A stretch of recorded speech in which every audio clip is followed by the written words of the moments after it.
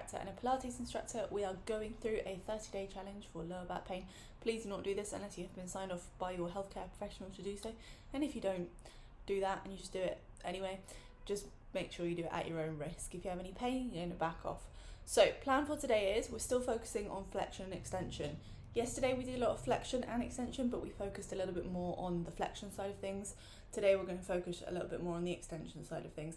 If you have got no clue what I'm talking about, this position is spinal flexion, this position is spinal extension. So we're going to be working between these two positions, a little bit more on the extension side of things today. We're going to, as always, start off with a roll down. So I'm going to get you standing and we'll be straight down on the floor. So my head is going to pop up off the screen, but you don't need to see that. We'll have the feet about hip distance apart. As always, if you're unsure of how wide apart that is, generally speaking, about 2 fist width in between the feet is a good way of measuring it. Have your hands down by the side of the body. Take a nice big deep breath in through your nose.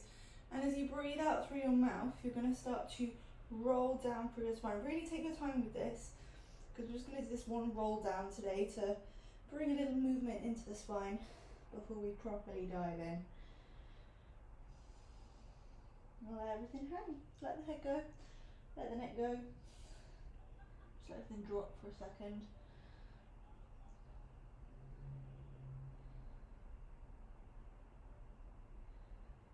Super. Come down onto your hands and your knees. Okay. So we've done a lot of cat-cows in the previous days.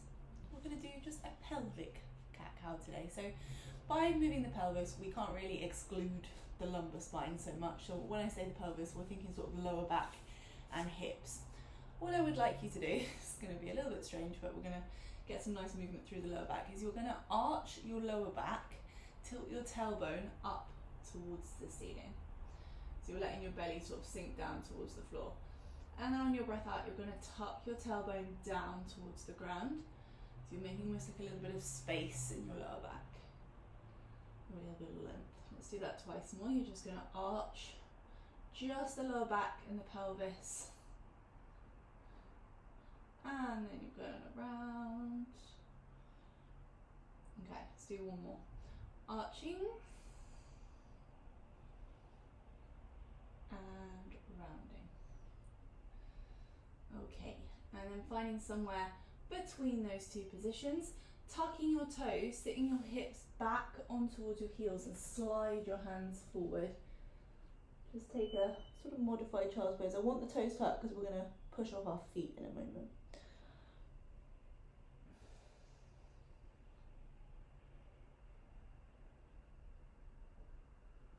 Okay, so we're going to push up into a plank now. If a plank is a little challenging for you today, I want you to stay on your hands and your knees as we just were. But if you're feeling nice and strong, you're going to push off your toes, you're going to bring yourself forward into a high plank. Now in this high plank, we want our shoulders above our wrists, we want our elbows micro-bended. You've probably noticed my elbows love to bend backwards, but I need to keep them a little micro-bended. You want your feet hip distance apart, straight-ish line through the body, so try not to sort of sink the hips down or lift your butt in the air. We want to be somewhere roughly in the middle, making sure that you can breathe a little bit, or a lot. So we're still breathing in through the nose and out through the mouth. And then slowly lowering yourself down onto your belly. Okay, once you're down on your belly, bring your hands underneath your forehead. So you're making a little pillow with your hands. I'm just going to turn my head so I can see you, but try and relax your forehead onto your hands so you don't end up with a sort of twisted neck to one side. In this position, we're going to very, very slightly tuck the tailbone down towards the floor. I don't want you to sort of push your pubic bone down into the ground. I just want you to very slightly imagine your tailbone is pointing this way. I want it to just go boop, like that, like a tiny, tiny point down. From here, keeping your body still, no movement, no shaking, no lifting, you're going to just start to pick up your right leg, float it up and away on an inhale. And then on an exhale, lower it down. We'll do the same on the left side. Take a breath in, slowly lifting that leg up and away. And breath out, controlling it down. Let's do that twice more. Take a breath in. So you're trying to make space in the hip joint. Breath out, control it down. Left side.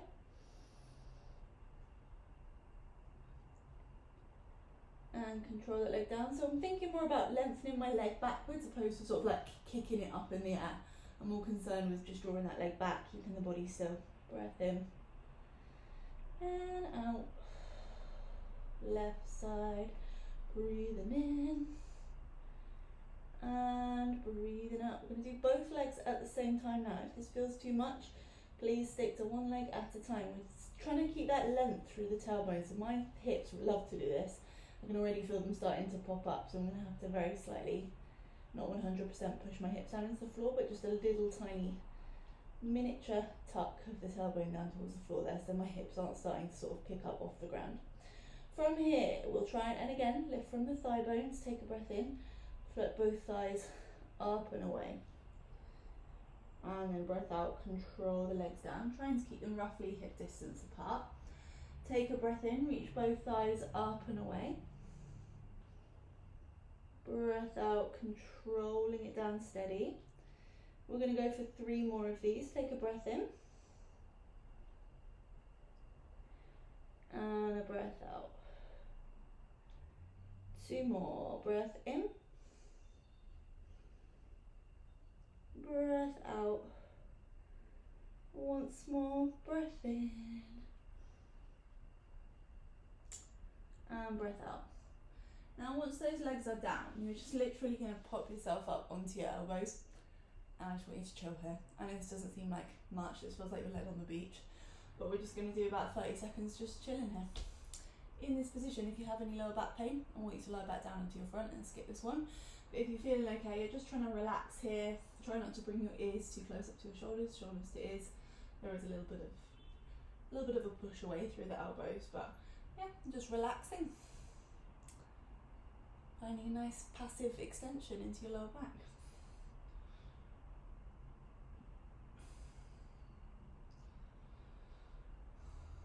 Okay, now you can either find your way through to a seated position, or if you want to go back up the way you came down via a plank, that would be lovely. So if you're feeling strong, I'm going to bring your hands underneath your shoulders. You're going to tuck your toes. You can either do a little worm to get up, or even stronger, you can try and go in a straight line. So pushing into the hands, pushing into the toes. Take a nice big deep breath in. On your exhale, push yourself up, and we can hold it there for 10, 9, 8, 7, 6, 5, 4, 3, 2. You're going to come through and take a seat at the front end of your mat. Now once you are through, just make sure you have enough space to come down onto the floor in a second, but for now we are going to stay seated. You're going to have your feet about hip distance apart, and you're going to place your hands behind your head, elbows coming out wide. Now this might feel like it's really pinching on the front of your hips. If that does happen, you can let your knees slightly drop out to the side, but if you feel okay, keep them forward. Take a breath in. Imagine you have a laser beam on your chest. You're going to point that up to the ceiling. You're going to let your elbows follow, so no pulling on the neck here. It's like a little headrest. And then on your breath out, we're going to create a C shape through our spine. So we're looking for a C curve from the pelvis all the way up to the head. Again, no pulling on the head, just a little relax of the hands there. We're going to go for 2 more of these. Take a breath in. Lifting the chest up, finding as much extension as you can. Breathing out. Finding that C curve. And once more, breath in.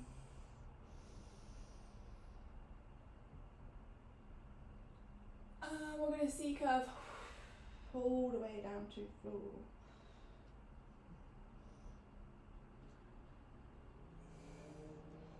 And once you're here, just make yourself as long as possible. So you're going to stretch out your arms, stretch out your legs, just make yourself mega, mega, mega tall.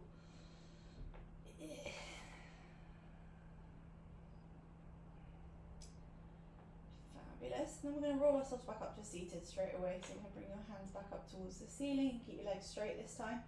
Bring your chin towards your chest.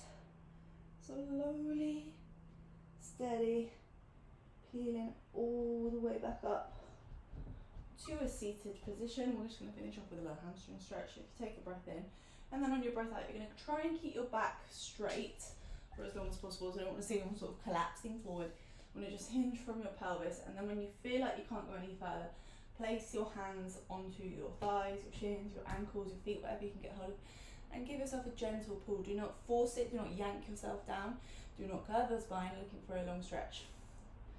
Now, keeping your back straight like this in a hamstring stretch is not the right or the wrong way to do it. There is really no correct or wrong way to do things. But I just want you to do it just to increase a little tiny bit more length in a certain part of the hamstring.